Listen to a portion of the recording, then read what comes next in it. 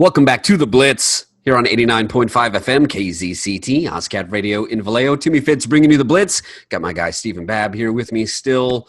Be sure to hit us up on Twitter at TimmyFitz76. Stephen Babb at Babb Sports, BABBSPORTS.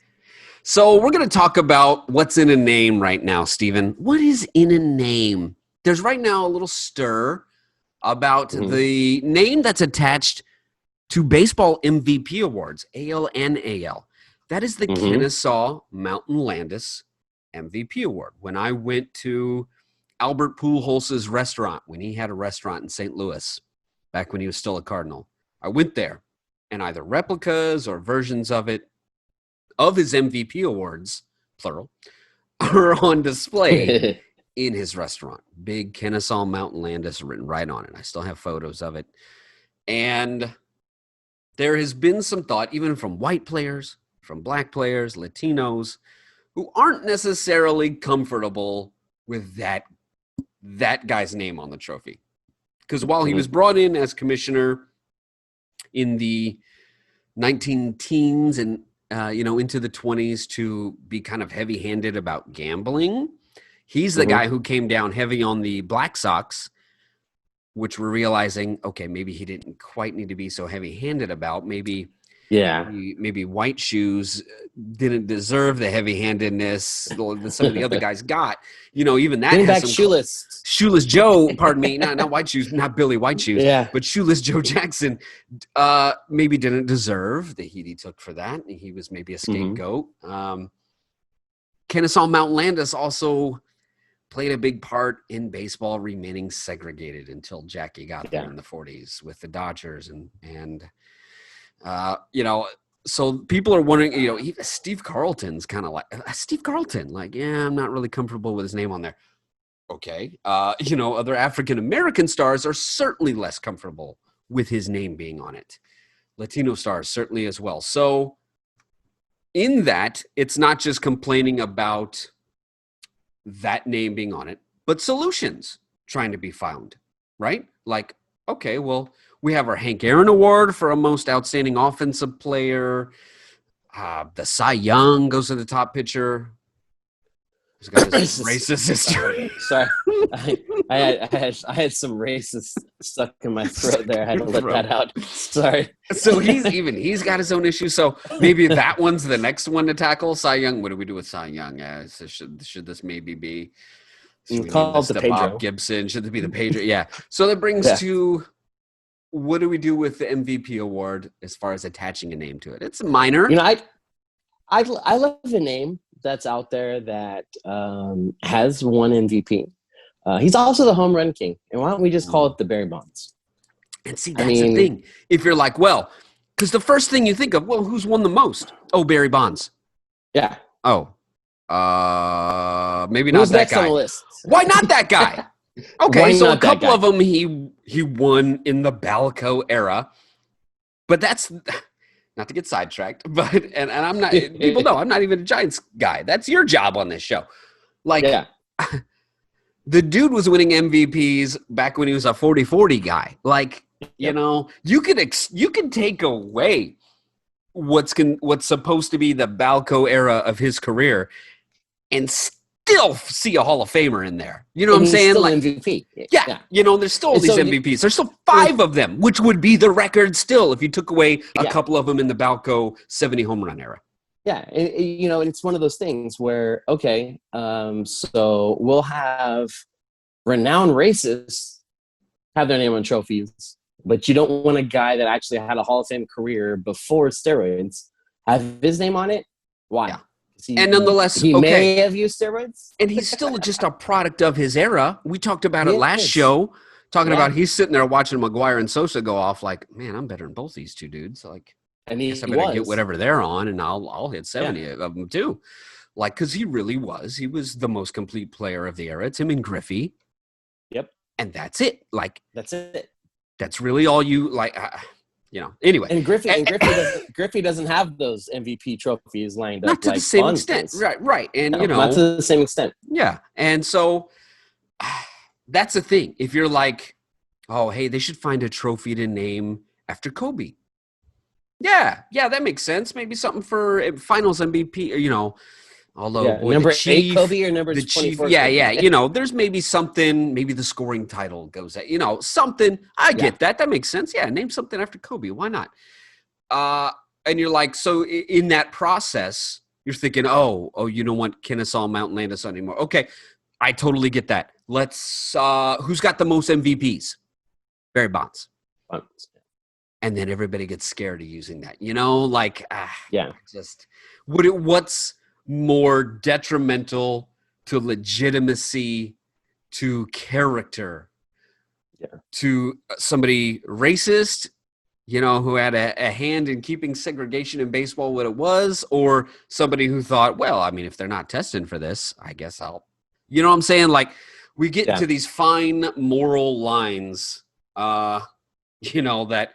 that we talked about in the first section of this show with Ian Desmond. Like, people doubt that, what Ian Desmond was talking about, that the black player is considered a showboat, but the white player is passionate. Like, I have friends in Boston, who are like, oh, that's silly. That's not real. That's like saying you want to be able to berate the customers. It's not inaccurate. Like, well, one race gets to berate the customers and the other race doesn't seem to at their job. So, Bonds gets a different view. There is, Nick Aiken Sr., Bubba Johnson of our first Patrick Johnson in the 14 season with the Admirals. These guys have all talked to about this double standard with the black to the white athlete celebrating, and now it's manifesting in who we give, an honorary award to right now. Yeah, that's the guy it should go. Really, it should be the Barry Bonds Award. I've got some others I'll mention, but man, you can throw some other names in the hat. So here's the one. I'm going to tell you right. I'm going to tell you right now. None of them are white in my hat. Oh, okay. And so, that makes sense. So you can if you don't want Bonds because he's African American, well, guess what? I got 3-4 more African American names right behind him. I think it's more that the white steroid user versus the black steroid user of that time. The black player versus the white player of that time. There's a double standard a little bit. Oh, of course. Who's the only guy who's won an MVP in the National League and the American League? Okay, if you're going to deny Bonds, who's next man up? Who's won it in both leagues? Big Daddy? Frank Robinson. It's Frank Robinson. So, and this is our first African-American manager, too, as a player manager at the time, which makes me think of my guy, PJ, putting him in that role, right? But, this is it really to be Frank Robinson, he got a little lost. Like, Willie Mays debuts 5 years before him. 2 years before that, Hank Aaron debuts. 1 year before that, Roberto Clemente debuts. So Frank Robinson gets a little lost in that shuffle, kind of like Luis Tiant amongst Bob Gibson and, the Dodgers' great pitchers. He gets a little lost in that mix. Koufax, he gets a little lost in that era. But nonetheless, Frank Robinson is a major baseball figure in history. He's National League Rookie of the Year in 56, 14 All-Star games. The only players with more home runs than him when he retired are Babe Ruth and Willie Mays and Hank Aaron. Like, those are only three guys above him. So he's the only player to win the MVP in both leagues, 61 in the NL, 66 in the AL. And so a lot of people are beginning the campaign now. Well, if we're taking Kennesaw Mountain Landis off this thing, it's probably Frank Robinson. He's, Jackie Robinson said in 1972, I think it was, he literally said out loud, I really wish there was a black manager in baseball. 3 years later, 75, Frank takes over, as a player manager for Cleveland. A team we're about to talk about a little bit here as well. He manages 16 years in the big leagues. So I talked about how a former MVP, Jim Palmer, even is kind of like, I don't really like Kennesaw. A white guy is like that. His former teammate, Frank Robinson, is who he is stumping for as well. You know what I'm saying? So, man, there was this. Here's a story about Frank Robinson from Palmer. He said he remembers a game in Fenway. Robinson lifted a long, high fly ball to the left towards the Green Monster, and Robinson thinks he's got a dinger, right? Frank is very much a hustler out of the box sort of guy normally. But he's in this rare moment, he's actually watching the ball. He's sort of sauntering towards first, thinking he's got one. But as his home run comes up short, it bounces off the wall. Robinson settles for a single. Think about how many times we've seen that now from Chris Davis, everybody, from Puig, except Palmer says that when Earl Weaver returned to the visitors manager's office after the game, there's two $100 bills on his desk, unsolicited, from Frank Robinson to be like, hey, that's not me. I embarrassed us. Here's my fine money, unsolicited. Like, take it. That's a guy I'll put on an MVP trophy. Absolutely. And, it's one of those things where nowadays we can go back and forth on showboating, pimping home runs, and all this stuff. But, I mean, we could even talk about, and until recently, I actually didn't even think about it as a race-related thing until Ian Desmond came out and kind of said his point of view. And I'd never thought about it as a racial issue as far as respect for the game and who does and doesn't respect it. And we see a lot of Latin players pimping home runs and showboating, if you will. But there was that code that was amongst everybody. And it wasn't a racial code. It was a code for the game, which I buy into that wholeheartedly because, my grandfather taught me the game, and he always taught me, like, always act like you've been there before and don't ever act like you're any better than anybody else. And it's sportsmanship, which you don't see sportsmanship taught in other games like you do in Little League. Okay. I mean, you have a Little League pledge that you have to sing, and you try my hard to do my best, that's kind of where that comes from. But, to hear somebody like Frank Robinson actually take that ownership over his act, that right there should be the end all be all of the argument over pimping home runs. Yeah. You know what I mean? I come from that side of it. Like I see that side of it. Like, hey, I shouldn't have did that. I didn't get all of it. Here's my fine. Yeah. I didn't mean to embarrass us. Wow. Where it's, other players and the next generation coming up behind us, you and I, they won't see it that way. No. But that's how I was raised, kind of in that same kind of mentality. Like, I was called mediocre because I wasn't loud and I didn't showboat. It's like, well, I'm not mediocre. I'm actually really good. I just don't go out there and tell everybody how good I am. Yeah. Which can be tough, especially in like the basketball, football world.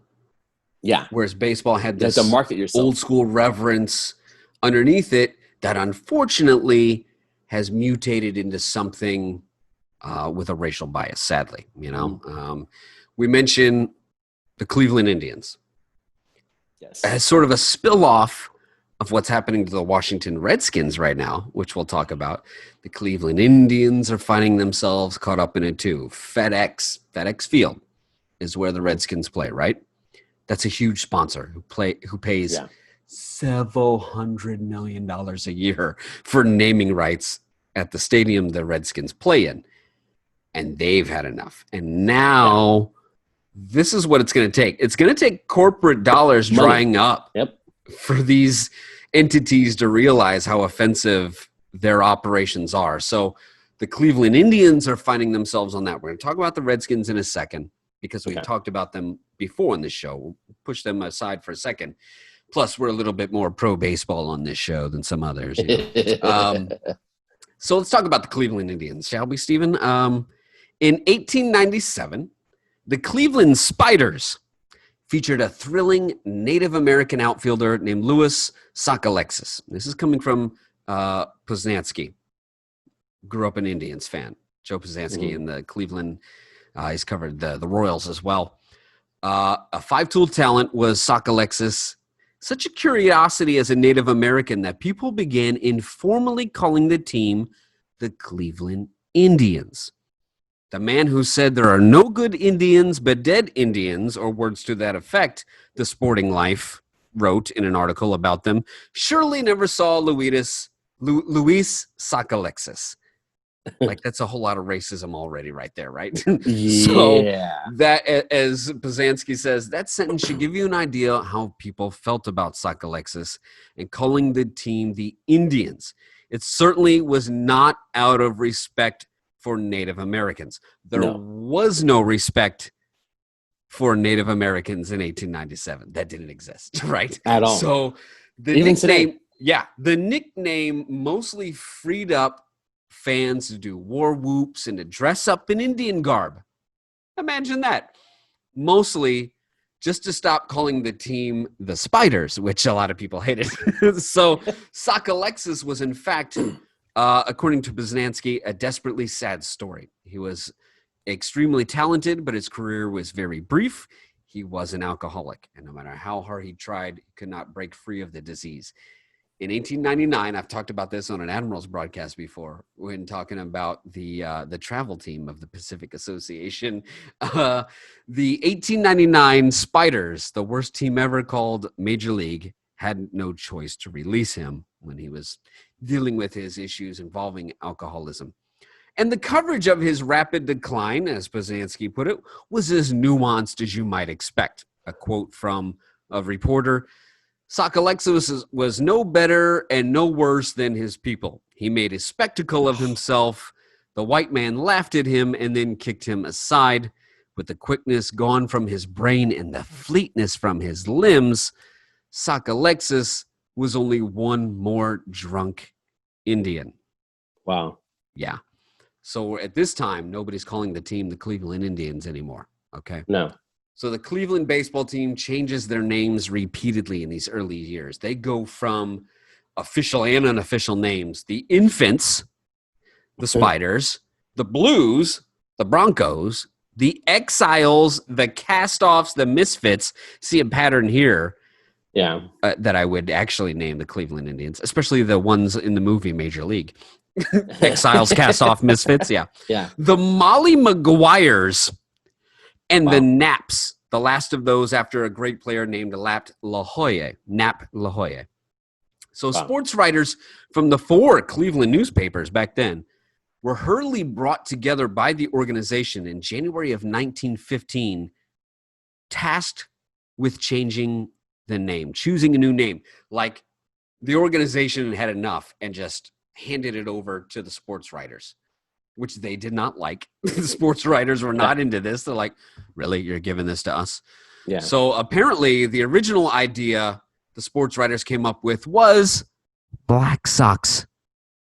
Seriously. This 4 years before the White Sox. I know. 4 years before the White Sox threw that 1919 World Series to be known as the Black Sox. Imagine that. We'd have White Sox, Red Sox, Black Sox in baseball. There was some talk about naming them the Foresters, Cleveland known then and occasionally now as the Forest City, Cleveland Grays. There were a lot of names brought up. So people asked why they choose Indians. Well, based on Poznansky's research and a combination of some other researchers, this is what he has. He has, 1, the Boston Braves, who, again, we'll come back to in a little bit here, known as forever as the Miracle Braves, had just captivated the baseball world, coming from last place on July 4th to win the pennant. And so the sports writers in Cleveland thought, hey, the team could use some of that Native American mojo. And Poznansky thinks this is the main reason. Joe thinks this is the main reason. If you go back to newspapers in 1915 to see what a sensation those Braves were, everybody wanted to get in on some of those Boston Braves magic. Okay, so that he thinks that's real. The Indians' nickname also offered a whole lot of colorful possibilities for fans and reporters alike, including all the racist cartoons at the time, which you can look up. Just trust me on that. Okay? I can imagine. So then the sports writers, they're all old enough to remember the Sock Alexis story, okay? So they try to connect to that. So undoubtedly tried some link to that past unofficial name. But there's a handful of stories about Sock Alexis in 1915 and in the decade afterwards. None of them even had suggested at all that Cleveland had named its team in his honor. And this is this narrative that builds, oh, we did it to honor the American Indians. We did it to honor Sock Alexis. Not at all.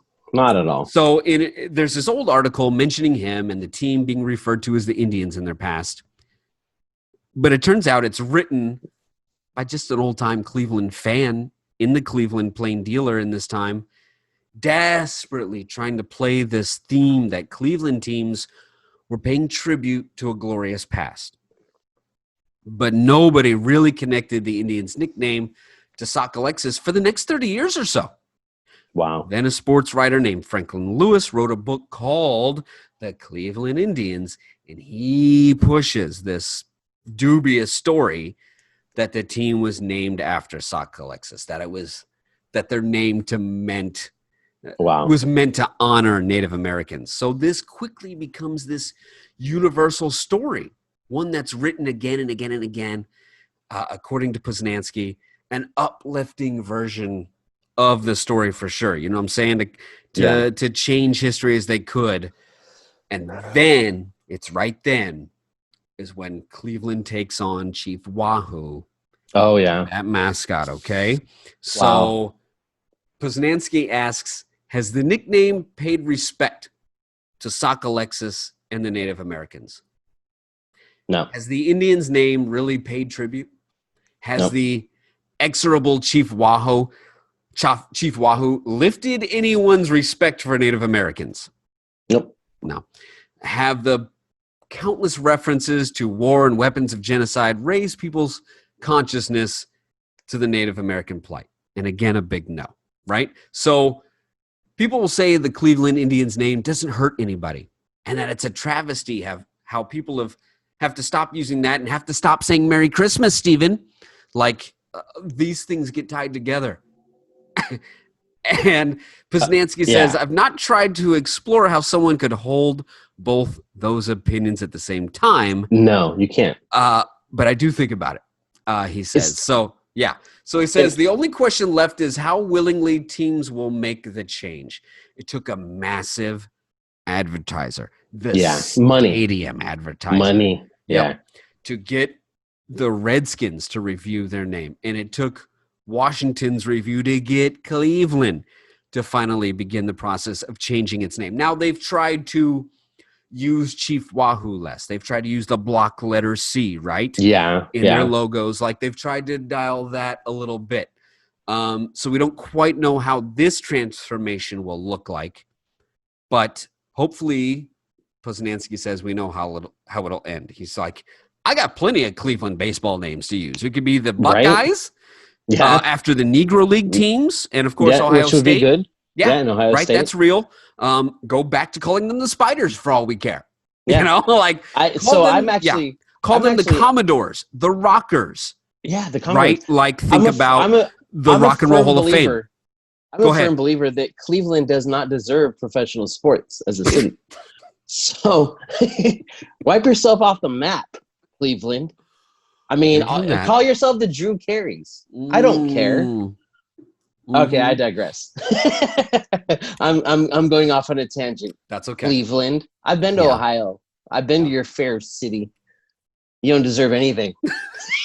I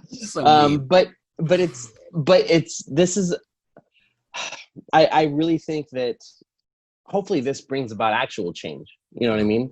Yeah. Like all of this needs to bring about change. I mean, go down to Atlanta, the Braves and the Indian chop that they do. That tomahawk chop. The tomahawk chop. Dude, that is nails on a chalkboard to me now. Like that was one reassuring thing when the Cardinals and Braves played each other last postseason. I felt like, I think a lot of people are maybe hoping the Cardinals win just to get the tomahawk chop out of the way. And they still did the chop. Yeah. And so, you know, you and I grew up in the 90s watching baseball. And the Braves were so dominant. Come on, Schmaltz and all you guys, like, screw you Glavine, guys. yeah. Glavine, Maddox. Andrew I hate all of Jones, them. I mean, David I love them. Justice, yeah. I love them, but I hate them. And I that feel you. the whole tomahawk chop through the 90s, and even then it was like met with Yeah. resistance. Yeah. It And was here we gross. are Yeah. 30 years later, they're still doing it. Yeah. And there's a lot that needs to go into making these changes. And I'm glad that it's taking corporate sponsorship money to start this ball rolling, because that means all of our voices on the ground are getting heard. Yeah. And Really is. I don't know what, like, Washington, I don't know what the Chiefs' name's going to be, but I can say that Vegas doesn't have a lot of good options for you Chiefs fans. It's really bad. Yeah. It's really bad. This is not, again, it's the Fitz Blitz. This is not the first time we've talked about this. You know what I'm saying? No. We covered this when Vallejo High changed its mascot name from Apache now to Red Hawks. At that time, Bruce Jones is my commentator with me at the time, who had gone to Vallejo High in the 70s. We were talking about how that worked. David was still at OSCAT Radio at the time, David Martin, and he mentioned, what about the All Blacks in rugby? The All Blacks. Well, that's their uniform. That's like Red Sox or Reds or Browns, Browns. Yeah. You know what I'm saying? That's different, okay? That's describing the sock color you're wearing. That's your uniform. That's pinstripes or silver and black being an official nickname. At that point. That coming into an official nickname with those. So this is not the first time we've covered this. And it's not the first time I've complained about the Redskins on this show, okay? Because we talked about how the Indians got where they are. The Redskins is far more trivial. It's far more light, because the team began play in Boston as the Boston Braves in 1932. 1933, they move into Fenway. Okay, before that, they were in Boston Braves Field, home of the Boston Braves baseball team in the National League, who would go to Milwaukee and then Atlanta, who we've alluded to. Instead, they move in the next year with the Red Sox, and they think, let's call ourselves the Redskins since we're in a stadium with the Red Sox. Isn't that cute? Oh, they thought it was so cute back then. Oh, it's so cute. We'll be the Redskins. That's cute, like with the Red Sox. Oh, those silly savages and the Redskins. That's where they were in the 1930s. This is a 1930s name. Yeah. We're still sticking with right now. From the owner who's considered the most racist owner in NFL history, Marshall. Mr. Marshall here fought integration wholeheartedly. The Washington Redskins are the last team to integrate in the NFL in 1961 or 62. The NFL integrated the year before Jackie Robinson. The Los Angeles Rams integrate with Kenny Washington and Woody Strode in 1944, because for them to move into the LA Coliseum, they had to. From Cleveland. Yep. That's right. The Cleveland Rams, fresh off their championship, in order for them to move over, they had to integrate to use the Coliseum. So, the NFL, the Redskins, George Preston Marshall, fought segregation until the 60s, and he thought he owned the South, and he was considered a racist owner. He fought integration. He fought expansion into the South because he thought he owned the South with his Washington Redskins.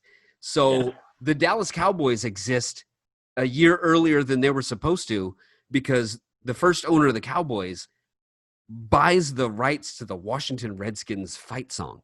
Okay, that's why they're like, oh, okay, well, yeah, okay, Cowboys, you're in. He finally gave then, but he's the fighter of integration. So it's not just a name. It's not No, just it's like, representative. it has roots from this guy, from Yeah. George Preston Marshall's racist ass. Okay, is where the term they thought it was cute to say Redskins. Oh, isn't that cute? We'll be the Redskins sharing Fenway with the Red Sox.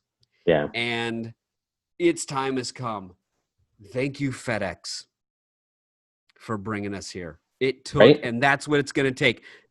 Which is why something we'll talk about later in the show, these little things about Aunt Jemima changing and some of these other items of Ben and Jerry's retort to talking about Black Lives Matter. It's not nothing, because this is, sadly, when you pull corporate dollars, when you pull advertising dollars, is how things change in this country.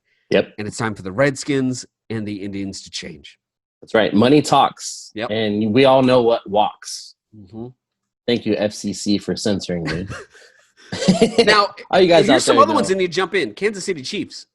Chiefs. And I mistakenly said Chiefs when I meant Redskins earlier. But yeah, the Chiefs, the Redskins. But Atlanta Braves, the too. Braves. Yeah, the Atlanta Braves. Choppers. Here's Yeah, something I brought up when we first talked about this on this show, Steven, that I want your opinion on. Okay. I have some, and I'm just a white guy. I'm just some Sicilian Irish person whose families came here in the early 1900s. So I can't necessarily speak on how Native Americans feel about this. But logically, there are some that I'm like, okay, maybe we change the imagery, but that particular name isn't bad. And these are the specific ones, very specific. Illini, Seminoles, the Blackhawks. As a St. Louisian, you'd think I'd be all, yeah, forget those guys. They need to change their name. I'm going to rail on them. However, it's named after Chief Blackhawk. Okay, so Chief Blackhawk was in the northern Illinois, Iowa area, part of the Sauk people, S-A-U-K. Yeah. Okay? S-A-U-K, yeah. Yes. So Chief Blackhawk is in the area. The 333rd Machine Gun Battalion of the 86th Infantry Division during World War I is called the Black Hawk Division. We have Black Hawk helicopters. Chief Black Hawk was in northern Illinois.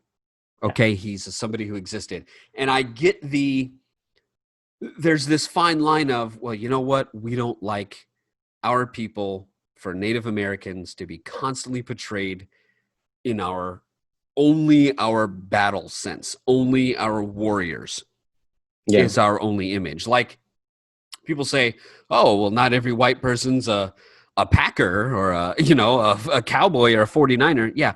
Well, none of those people have been marginalized and kicked off of their land and shoved into a reservation and deal with it. Hey, by the way, we're going to portray you like this so that some kid in Cleveland, Atlanta, Kansas City, wherever, Chicago, is going to be like, oh, that's who Native Americans are. Oh, they look like Chief Wahoo. Yeah, it's different. It's different. That's way different. I get it. Chief Blackhawk is famous for being a warrior. He is a war general. He's a captain of his troop, of his people. Of his tribe, yeah. So he is a war figure. He's an Eisenhower. He's a Ulysses S. Grant. You know what I'm saying? Like that, but that it's that portrayal of Native Americans as only that. Yeah. That creates this problem. Creates the stigma. Yes, exactly. Go ahead. It comes back down to education. Okay. At least for me. And all right, so depending on what you look, I hover between 7 and 9% Native American. Oh, okay. On my genealogy and all that stuff. And I try to be respectful of everybody. Yeah. But someone posed a question on Twitter just yesterday. Are the Warriors going to change their name? Golden State Warriors, because their original name had a headdress when they were the San Francisco Warriors. Sure. And there's a lot of strong Native culture in the Bay Area. that a lot of people don't realize Oh, yeah. and understand.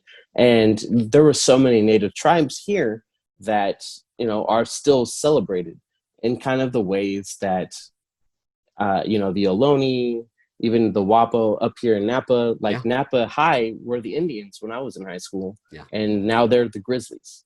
Yeah. Because of the same reason. Yeah. And, I'm part of my 20-year high school reunion committee. And there was an uproar just on Thursday about the logo that was put out for my high school reunion committee, because we're putting everything off because of COVID. We're supposed to have already had a reunion like this month or next month. But because of the graphic still had the Indian headdress from Napa High from when we were in high school. And there was a lot of uproar over that. And it kind of, at a certain point, it's like, is it being too sensitive at some point? Is it not being sensitive enough? And it just comes down to like talking things out with people that maybe they are offended, maybe they aren't offended, and having a conversation. And, do I think the Golden State Warriors should change their name? No. Because I think it's a celebration of being a warrior. And that brings me to the name and the imagery. Like the Warriors changed the imagery, at least. They did. And, like you were saying, like, Chief Wahoo is disrespectful. Yeah. That's bad. Yeah. Redskin, I mean, that's bad. So bad. We can celebrate our culture and our ancestors and our history way better than that. Now, the Chiefs, I think I'm kind of okay with. Are you with that one? Okay. But because you're a chief, you're the head honcho. Which brings me to the imagery. Because they tomahawk chop too. They do, which I don't like. But does that mean that I can't change through conversation and talking to somebody that might be offended by that? Yeah. No, I'm definitely willing to change. Yeah. But to me, a chief is different than Chief Wahoo or, the Atlanta Braves. Quick side note on the Peoria Chiefs, which are A-ball in Peoria, Illinois for the Cardinals. They switched from an old Native American imagery, a stereotypical warrior imagery, to fire chief. It's a Dalmatian in a fire chief outfit. Like, okay, that's one way to go with chief, maybe even, so there's imagery changes to be made. Like, the Warriors changed their imagery. I went to Valley High School, one letter off from Vallejo High, and our Valley High School, named after Felix Valier, a French explorer in Saint Genevieve, Missouri. I remember him. And we were the Warriors, because there was this school play going on in the 1930s or 40s, the early days of the school, and a lot of the athletes were portraying Native Americans in this play, and the first coach was upset about how they were dogging it. All right, you're all going to run, you darn bunch of warriors. And there's the stick of the team name, right? And we've got Chief Touchdown as our mascot. And we've got, there's some Native American imagery in a heavily, like, Native American, the Missouri, you know what I'm saying? There are Native American mounds, burial mounds, large mound structures in Saint Genevieve, Missouri. And, so that's, it has this history, but there's this fine line between the imagery, like for Blackhawks, as much as I get it, like, well, Chief Blackhawk was in the Chicago area. That totally makes sense. But with the tomahawks and the imagery so there's been this movement to, well, how about we use a hawk? And he's kind of got that totem pole look to him. Oh, yeah, that makes, I kind of like that one. Like, it's just a hawk. It's the bird. Yeah. But he's got this totem pole, American Indian sort of look to him. And that feels like a better solution, to where you're kind of keeping in honor of Chief Blackhawk and the Blackhawk division, but it's not all tomahawk chop and scalping and headdresses. That's the part that it's kind of, it's just I remember Yankee fans in the 95 series against the Indians. It was bad. It was, because they were like, hey, you know what? We don't like this red Sambo thing you got going on. Yeah. Because really, it's like red face minstrel is who Chief Wahoo is. Yeah. You know, and I think that imagery, I remember that. with maybe some naming still in a respectful way, can be a balance that's achieved. Is that foolish thinking by me? I don't know. No, you know what? I don't think so. And to be honest, I mean, there's going to be people that are going to be upset at anything that's ever decided in life. Sure. That's just the life that we live in now. If I were the owner of one of these said teams, say Kansas City, DC, Cleveland, well, Cleveland, I would just sell my team. But anywhere else, you know, I would actually want to have a conversation with reservations in my area. Exactly. You know, and see what could be respectful, what's not respectful, what maybe we can come to an understanding, or maybe they have ideas of how they want to be represented. Yeah. Because they've been misrepresented for decades already. Maybe if you actually want to like carry on heritage, maybe you just ask those folks that are actually directly linked to that heritage. If not, I mean, there's a billion other names out there. Apparently, unless you're DC, because all those names are garbage that they put out there from Vegas. A city where you got to rename the bullets. You're not going to do anything about guns or real bullets, but you'll rename the basketball team to the Wizards. And seriously, they put, so the list that Vegas put out as far as odds go for DC. Okay. Like you got 3 known racists on there, and they're pretty high up in the odds favors. Like, what? Seriously? Yeah. Like, you're going to go from one racial insensitivity to another? We decided to go with a former founder of the country who owned slaves. Is that better? Jefferson. No. We're the Jeffersons. Yeah. No, we moved on up to the east side already. Steal that old USFL Washington Generals and just be done with it. Right? Honestly, just like keep it simple. Capitals. Yeah, with the hockey team. Match your hockey team. Yeah, forget about it. Yeah, so it's bad. So, you know, if I was the owner of a professional sports team, even college, if I was a school, like let's get back to our roots. Let's start having conversations about how to fix things, because things need to be changed.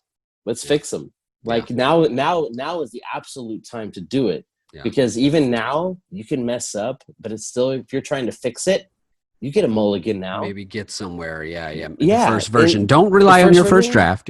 Yeah. Don't buy jerseys this year, folks. Buy our jersey next year. Yeah. Think about Stanford. Stanford rebranded to that tree. Yep. The tree. You know, going with the Stanford Cardinal was a big adjustment in and of itself. So we may, you know, and it's something we're going to talk about in the next segment on this show about, you know, some of these small battles involving names and imagery are beginning to change. We are seeing corporate America react to this. Even if the struggles in police change, reboot the police is what I'm going with right now, by the way. Reboot versus defund. Not defund. Yeah, reboot. Because defund has already been spun, sadly. I saw this coming. I tried to help. That the right is going to spin this as some radical left agenda. I saw this in a Tampa Bay newspaper the other day about an incident where, according to the police, there was like a false crime reported and the police got ambushed by protesters. Okay. According to the police, that's what happened. And in this, I call BS. And in this Tampa news station article, it sort of functioned as this PR moment for the Tampa police. You know, that the liberal left is forcing this socialist agenda about defund the police. I'm like, yeah, this is where this was going with the word defund. Yeah. So we have to be picky about our language right now. I bet that none of those cops are wearing masks. Let's just be clear. Mm-hmm. Because right, exactly. If anything we know about Florida is they don't care about their citizens. as we've talked about in baseball already. Yeah, right. So, it's really take that, you bubble. So there's a lot in a name. It's not nothing. It's not that nothing to have these changes. We're seeing things we didn't think would progress on. Things the Redskins were stubborn, aloof about. Honestly, Dan Snyder was kind of a jerk about it in the past, right? Not Maloof, but aloof. Aloof, yeah. Forget the Kings. Yeah, they're fine. But this Dan Snyder, the Redskins ownership has kind of been on, whatever. Screw you guys. We're the Redskins. Yeah. Now that we're seeing corporate sponsorship begin to react to it, the game is changing. We are seeing a lot of change. Don't dismiss the small. Don't doubt that the big change can happen, but they're all changing, and we're all, seeing what can happen if you make enough noise. Honestly, we have finally seen things change on a large scale. So here's to the death. Here's to the death of the Washington Redskins, huh? Whoop whoop. Mm-hmm.